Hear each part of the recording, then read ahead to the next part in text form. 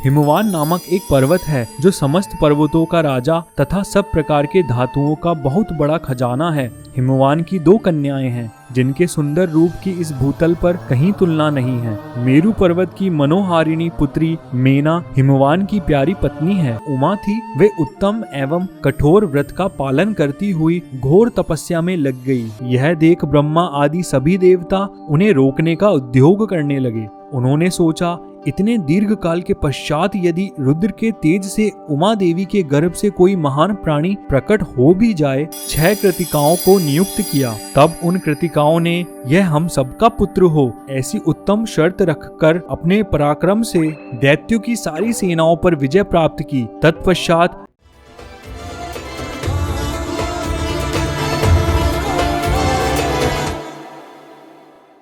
जय श्री राम मित्रों, आपका बहुत बहुत अभिनंदन है आपके अपने चैनल कथा अनंता में। तो आज के वीडियो में हम वाल्मीकि कृत रामायण के बाल कांड के 35, 36 और 37वें सर्ग की बात करेंगे।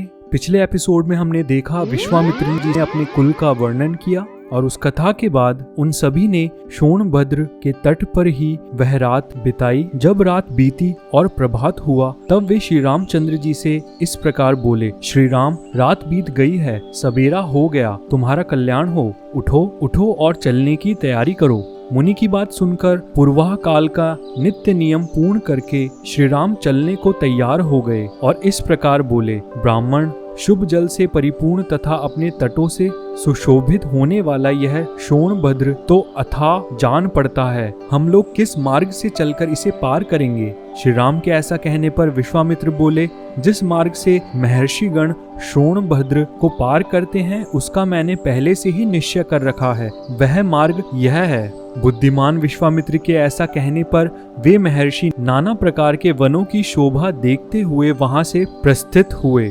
बहुत दूर का मार्ग तय कर लेने पर दोपहर होते होते उन सब लोगों ने मुनिजन सेवित सरिताओं में श्रेष्ठ गंगा जी के तट पर पहुंचकर उनका दर्शन किया। उस समय सबने गंगा जी के तट पर डेरा डाला, फिर विधिवत स्नान करके देवताओं और पितरों का तर्पण किया। उसके बाद अग्निहोत्र करके अमृत के समान मीठे भविष्य का भोजन किया। तदंतर वे सभी कल्याणकारी महर्षि प्रसन्नचित्त हो महात्मा विश्वामित्र को चारों ओर से घेर कर गंगा जी के तट पर बैठ गए। जब वे सब मुनि स्थिर भाव से विराजमान हो गए और श्री राम तथा लक्ष्मण भी यथो योग्य स्थान पर बैठ गए, तब श्री राम ने प्रसन्नचित्त होकर विश्वामित्र जी से पूछा, भगवान, मैं यह सुनना चाहता हूँ कि 3 मार्गों से प्रवाहित होने वाली नदी ये गंगा जी किस प्रकार तीनों लोकों में घूमकर नदों और नदियों के स्वामी समुद्र में जा मिलती हैं। श्री राम के इस प्रश्न द्वारा प्रेरित हो महामुनि विश्वामित्र ने गंगा जी की उत्पत्ति और वृद्धि की कथा कहना आरंभ किया। श्री राम, हिमवान नामक एक पर्वत है जो समस्त पर्वतों का राजा तथा सब प्रकार के धातुओं का बहुत बड़ा खजाना है। हिमवान की 2 कन्याएं हैं जिनके सुंदर रूप की इस भूतल पर कहीं तुलना नहीं है। मेरु पर्वत की मनोहारिणी पुत्री मेना हिमवान की प्यारी पत्नी है। सुंदर कटि प्रदेश वाली मेना ही उन दोनों कन्याओं की जननी है। रघुनंदन, मेना के गर्भ से जो पहली कन्या उत्पन्न हुई वही ये गंगा जी है। ये हिमवान की ज्येष्ठ पुत्री है। हिमवान की दूसरी कन्या जो मीना के गर्भ से उत्पन्न हुई उमा नाम से प्रसिद्ध है। कुछ काल के पश्चात जब देवताओं ने देव कार्य की सिद्धि के लिए ज्येष्ठ कन्या गंगा जी को, जो आगे चलकर स्वर्ग से त्रिपदगा नदी के रूप में अवतीर्ण हुई, गिरिराज हिमालय से मांगा। हिमवान ने त्रिभुवन का हित करने की इच्छा से स्वच्छंद पथ पर विचरने वाली अपनी लोक पावनी पुत्री गंगा को धर्म पूर्वक उन्हें दे दिया। तीनों लोकों के हित की इच्छा वाले देवता त्रिभुवन की भलाई के लिए ही गंगा जी को लेकर मन ही मन कृतार्थता का अनुभव करते हुए चले गए। रघुनंदन, गिरिराज जी की जो दूसरी कन्या उमा थी, वे उत्तम एवं कठोर व्रत का पालन करती हुई घोर तपस्या में लग गई। उन्होंने तपोमय धन का संचय किया। गिरिराज ने उग्र तपस्या में संलग्न हुई अपनी वह विश्ववंदिता पुत्री उमा अनुपम प्रभावशाली भगवान रुद्र को ब्याह दी। रघुनंदन, इस प्रकार सरिताओं में श्रेष्ठ गंगा तथा भगवती उमा ये दोनों गिरिराज हिमालय की कन्याएं हैं। सारा संसार इनके चरणों में मस्तक झुकाता है। गतिशीलों में श्रेष्ठ तात श्री राम गंगा जी की उत्पत्ति के विषय में ये सारी बातें मैंने तुम्हें बता दी। ये त्रिपदगामिनी कैसे हुई यह भी सुन लो। पहले तो ये आकाश मार्ग में गई थी, तत्पश्चात ये गिरिराज कुमारी गंगा रमणीया देव नदी के रूप में देवलोक में आरूढ़ हुई थी, फिर जल रूप में प्रवाहित हो लोगों के पाप दूर करती हुई रसातल में पहुंची थी। विश्वामित्र जी की बात समाप्त होने पर श्री राम और लक्ष्मण दोनों वीरों ने उनकी कही हुई कथा का अभिनंदन करते हुए मुनिवर विश्वामित्र से इस प्रकार कहा, ब्राह्मण, आपने यह बड़ी उत्तम धर्मयुक्त कथा सुनाई। अब आप गिरिराज हिमवान की ज्येष्ठ पुत्री गंगा के दिव्य लोक तथा मनुष्य लोक से संबंध होने का वृतांत विस्तार के साथ सुनाइए, क्योंकि आप विस्तृत वृतांत के ज्ञाता हैं। लोक को पवित्र करने वाली गंगा किस कारण से 3 मार्गों में प्रवाहित होती है? सरिताओं में श्रेष्ठ गंगा की त्रिपदगा नाम से प्रसिद्धि क्यों हुई? धर्मज्ञ महर्षि तीनों लोकों में वे अपनी 3 धाराओं के द्वारा कौन कौन से कार्य करती हैं? श्री रामचंद्र जी के इस प्रकार पूछने पर तपोधन विश्वामित्र ने मुनि मंडली के बीच गंगा जी से संबंध रखने वाली सारी बातें पूर्ण रूप से कह सुनाई। श्री राम पूर्व काल में महातपस्वी भगवान नीलकंठ ने उमा देवी के साथ विवाह करके उनको नववधू के रूप में अपने निकट आई देख उनके साथ रति क्रीड़ा आरंभ की। परम बुद्धिमान महान देवता भगवान नीलकंठ के उमा देवी के साथ क्रीड़ा विहार करते 100 दिव्य वर्ष बीत गए। शत्रुओं को संताप देने वाले श्री राम इतने वर्षों तक विहार के बाद भी महादेव जी के उमा देवी के गर्भ से कोई पुत्र नहीं हुआ। यह देख ब्रह्मा आदि सभी देवता उन्हें रोकने का उद्योग करने लगे। उन्होंने सोचा, इतने दीर्घ काल के पश्चात यदि रुद्र के तेज से उमा देवी के गर्भ से कोई महान प्राणी प्रकट हो भी जाए तो कौन उसके तेज को सहन करेगा? यह विचार कर सब देवता भगवान शिव के पास जा उन्हें प्रणाम करके यों बोले, इस लोक के हित में तत्पर रहने वाले देवादिदेव महादेव देवता आपके चरणों में मस्तक झुकाते हैं। इससे प्रसन्न होकर आप इन देवताओं पर कृपा करें। सुरश्रेष्ठ, ये लोक आपके तेज को नहीं धारण कर सकेंगे, अतः आप क्रीड़ा से निर्वृत्त हो वेद बोधित तपस्या से युक्त होकर उमा देवी के साथ तप कीजिए। तीनों लोकों के हित की कामना से अपने तेज को तेज स्वरूप अपने आप में ही धारण कीजिए। इन सब लोकों की रक्षा कीजिए, लोकों का विनाश न कर डालिए। देवताओं की यह बात सुनकर सर्वलोक महेश्वर शिव ने बहुत अच्छा कहकर उनका अनुरोध स्वीकार किया। फिर उनसे इस प्रकार कहा, देवताओं, उमा सहित मैं अर्थात हम दोनों अपने तेज से ही तेज को धारण कर लेंगे। पृथ्वी आदि सभी लोकों के निवासी शांति लाभ करें, किंतु सुरश्रेष्ठ गण, यदि मेरा यह सर्वोत्तम तेज शुद्ध होकर अपने स्थान से स्खलित हो जाए तो उसे कौन धारण करेगा, यह मुझे बताओ। उनके ऐसा कहने पर देवताओं ने वृषभ ध्वज भगवान शिव से कहा, भगवान, आज आपका जो तेज शुद्ध होकर गिरेगा उसे यह पृथ्वी देवी धारण करेगी। देवताओं का यह कथन सुनकर महाबली देवेश्वर शिव ने अपना तेज छोड़ा, जिससे पर्वत और वनों सहित यह सारी पृथ्वी व्याप्त हो गई। तब देवताओं ने अग्निदेव से कहा, अग्नि, तुम वायु के सहयोग से भगवान शिव के इस महान तेज को अपने भीतर रख लो। अग्नि से व्याप्त होने पर वह तेज श्वेत पर्वत के रूप में परिणित हो गया। साथ ही वहां दिव्य सरकंडों का वन भी प्रकट हुआ, जो अग्नि और सूर्य के समान तेजस्वी प्रतीत होता था। उसी वन में अग्नि जनित महातेजस्वी कार्तिकेय का प्रादुर्भाव हुआ। तदंतर ऋषियों सहित देवताओं ने अत्यंत प्रसन्नचित्त होकर देवी उमा और भगवान शिव का बड़े भक्ति भाव से पूजन किया। श्री राम इसके बाद गिरिराज नंदिनी उमा के नेत्र क्रोध से लाल हो गए। उन्होंने समस्त देवताओं को रोष पूर्वक शाप दे दिया। वे बोली, देवताओं, मैंने पुत्र प्राप्ति की इच्छा से पति के साथ समागम किया था, परंतु तुमने मुझे रोक दिया। अतः अब तुम लोग भी अपनी पत्नियों से संतान उत्पन्न करने योग्य नहीं रह जाओगे।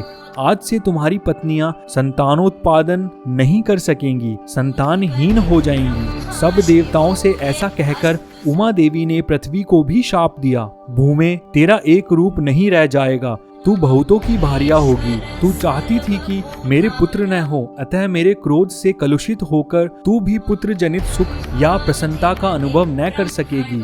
उन सब देवताओं को उमा देवी के शाप से पीड़ित देख देवेश्वर भगवान शिव ने उस समय पश्चिम दिशा की ओर प्रस्थान किया। वहां से जाकर हिमालय पर्वत के उत्तर भाग में उसी के एक शिखर पर उमा देवी के साथ भगवान महेश्वर तप करने लगे। लक्ष्मण सहित श्री राम, यह मैंने तुम्हें गिरिराज हिमवान की छोटी पुत्री उमा देवी का विस्तृत वृतांत बताया है। अब मुझसे गंगा के प्रादुर्भाव की कथा सुनो।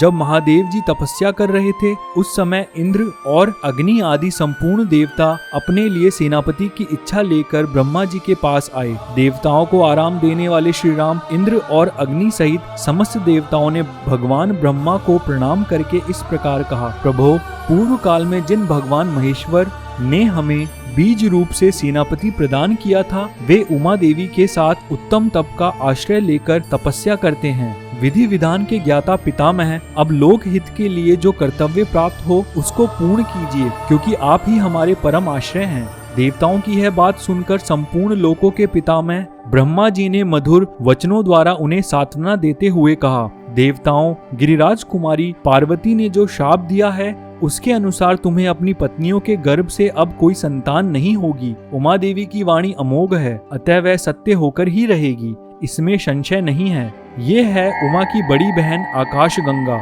जिनके गर्भ में शंकर जी के उस तेज को स्थापित करके अग्निदेव एक ऐसे पुत्र को जन्म देंगे जो देवताओं के शत्रुओं का दमन करने में समर्थ सेनापति होगा। ये गंगा गिरिराज की ज्येष्ठ पुत्री है, अतः अपनी छोटी बहन के उस पुत्र को अपने ही पुत्र के समान मानेंगी। उमा को भी यह बहुत प्रिय लगेगा, इसमें संशय नहीं है। रघुनंदन, ब्रह्मा जी का यह वचन सुनकर सब देवता कृत हो गए। उन्होंने ब्रह्मा जी को प्रणाम करके उनका पूजन किया। श्री राम विविध धातुओं से अलंकृत उत्तम कैलाश पर्वत पर जाकर उन संपूर्ण देवताओं ने अग्निदेव को पुत्र उत्पन्न करने के कार्य में नियुक्त किया। वे बोले, देव हुताशन, यह देवताओं का कार्य है, इसे सिद्ध कीजिए। भगवान रुद्र के उस महान तेज को अब आप गंगा जी में स्थापित कर दीजिए। तब देवताओं से बहुत अच्छा कहकर अग्निदेव गंगा जी के निकट आए और बोले, देवी, आप इस गर्भ को धारण करें, यह देवताओं का प्रिय कार्य है। अग्निदेव की यह बात सुनकर गंगा देवी ने दिव्य रूप धारण कर लिया। उनकी यह महिमा, यह रूप वैभव देखकर अग्निदेव ने उस रुद्र तेज को उनके सब ओर बिखेर दिया। रघुनंदन, अग्निदेव ने जब गंगा देवी को सब ओर से उस रुद्र तेज द्वारा अभिषिक्त कर दिया, तब गंगा जी के सारे स्रोत उससे परिपूर्ण हो गए। तब गंगा ने समस्त देवताओं के अग्रगामी अग्निदेव से इस प्रकार कहा, देव, आपके द्वारा स्थापित किए गए इस बढ़े हुए तेज को धारण करने में मैं असमर्थ हूँ। इसकी आंच से जल रही हूँ और मेरी चेतना व्यतीत हो गई है। तब संपूर्ण देवताओं के भविष्य को भोग लगाने वाले अग्निदेव ने गंगा देवी से कहा, देवी, हिमालय पर्वत के पार्श्व भाग में इस गर्भ को स्थापित कर दीजिए। निष्पाप रघुनंदन, अग्नि की यह बात सुनकर महातेजस्विनी गंगा ने उसे अत्यंत प्रकाशमान गर्भ को अपने स्रोतों से निकालकर यथोचित स्थान में रख दिया।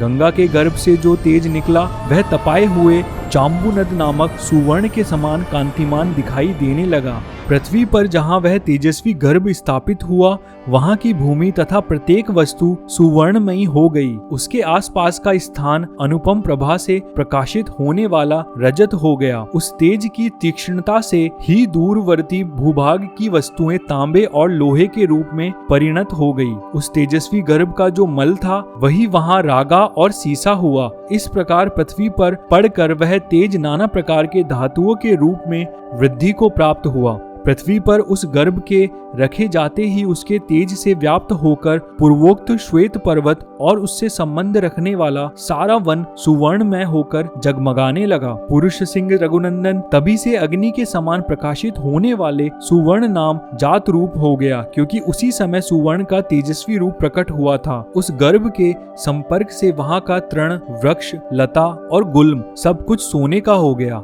तदंतर इंद्र और मरुद गणों सहित संपूर्ण देवताओं ने वहां उत्पन्न हुए कुमार को दूध पिलाने के लिए 6 कृतिकाओं को नियुक्त किया। तब उन कृतिकाओं ने यह हम सबका पुत्र हो ऐसी उत्तम शर्त रखकर और इस बात का निश्चय विश्वास लेकर उस नवजात बालक को अपना दूध प्रदान किया। उस समय सब देवता बोले, यह बालक कार्तिकेय कहलाएगा और तुम लोगों का त्रिभुवन विख्यात पुत्र होगा, इसमें संशय नहीं है। देवताओं का यह अनुकूल वचन सुनकर शिव और पार्वती से स्कंदित तथा गंगा द्वारा गर्भस्राव होने पर प्रकट हुए अग्नि के समान उत्तम प्रभा से प्रकाशित होने वाले उस बालक को कृतिकाओं ने नहलाया। ककुत्स्य कुलभूषण श्री राम अग्नि तुल्य तेजस्वी महाबाहु कार्तिकेय गर्भस्राव काल में स्कंदित हुए थे, इसलिए देवताओं ने उन्हें स्कंद कहकर पुकारा। तदंतर कृतिकाओं के स्तनों में परम उत्तम दूध प्रकट हुआ। उस समय स्कंद ने अपने 6 मुख प्रकट करके उन 6 का एक साथ ही स्तनपान किया।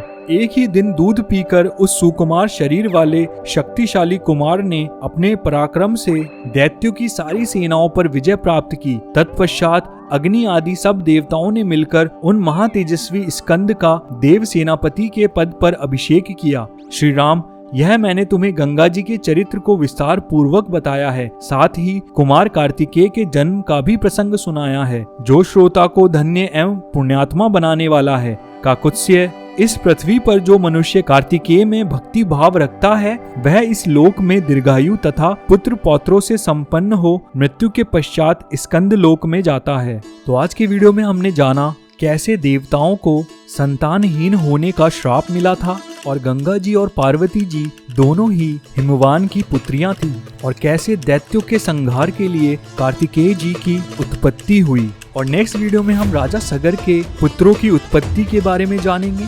जी हाँ, ये वही पुत्र हैं जिन्होंने पृथ्वी को खोद दिया था और पाताल लोक तक चले गए थे। मिलते हैं अगले वीडियो में। जय श्री राम।